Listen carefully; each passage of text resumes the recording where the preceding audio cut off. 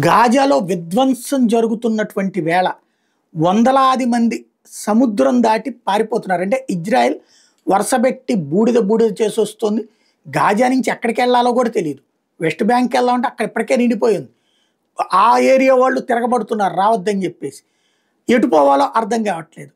సముద్రంలో నుంచి వీళ్ళు ఈజిప్ట్ వైపుకి పోతున్నారు.